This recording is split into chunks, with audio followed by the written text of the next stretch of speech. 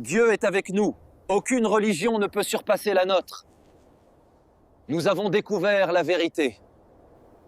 C'est sur une plage comme celle-ci que jadis le sable maculé du sang des esclaves a coulé.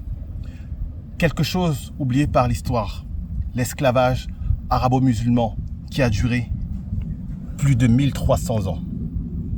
Des hommes, des femmes, oubliés par l'histoire, ont débarqué sur des plages comme celle-ci, par milliers, par millions.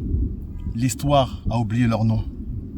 Et c'est celle-là qu'on va leur raconter aujourd'hui.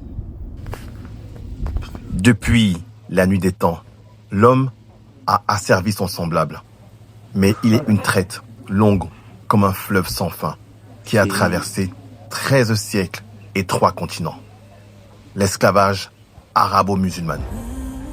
Une histoire moins racontée que la traite atlantique, moins racontée que la traite des Noirs par les Européens, mais tout aussi marquée de sang et de larmes et de silence.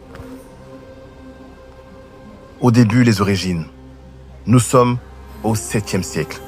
L'islam vient de naître dans les sables brûlants de la péninsule arabique. Dieu est avec nous. Aucune religion ne peut surpasser la nôtre. Nous avons découvert la vérité. Très vite, les armées arabes s'élancent, franchissant les déserts, abattent des empires entiers. Le temps est venu d'étendre notre croyance. Ils se convertiront ou périront. Et baptisent un nouveau monde. Dans leur conquête, ils trouvent des butins, des terres et des hommes. Esclaves arrachés au rivage africain, réduits au silence par la loi du plus fort.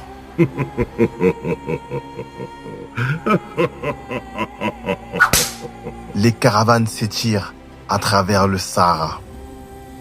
Des colonnes entières d'hommes, de femmes et d'enfants enchaînés avancent sous le soleil implacable.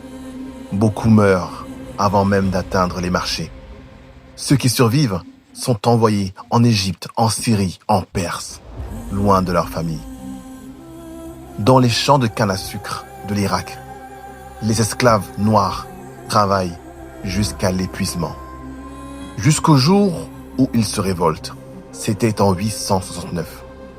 Une insurrection si puissante qu'elle fit trembler le califat.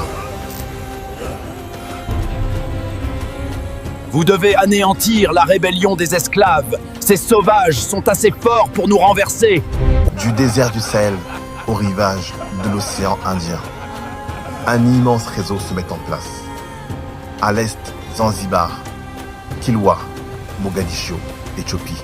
Les harems se remplissent de femmes arrachées à leur terre pour servir le côté sadique des hommes. Les hommes, souvent castrés, deviennent eunuques, serviteurs sans descendance, effacés de l'histoire avant même d'y avoir inscrit leur nom. Puis vient le temps des Ottomans, un empire immense et puissant, de Constantinople au Caire, de Bagdad à Alger. Dans ces marchés, des esclaves noirs côtoient des esclaves blancs. Circassiens, grecs, slaves, arrachés au rivage de l'Europe. Peu à peu, sous la pression internationale, les sultanats et les royaumes signent des traités. En 1847, la Tunisie proclame l'abolition. En 1873, Zanzibar est contrainte de fermer ses marchés d'esclaves. Et en Égypte, l'esclave est interdite en 1882. Il faut attendre le XXe siècle pour que l'esclavage disparaisse officiellement des lois de la plupart des pays musulmans. Mais, officieusement, quelle est donc la vérité ?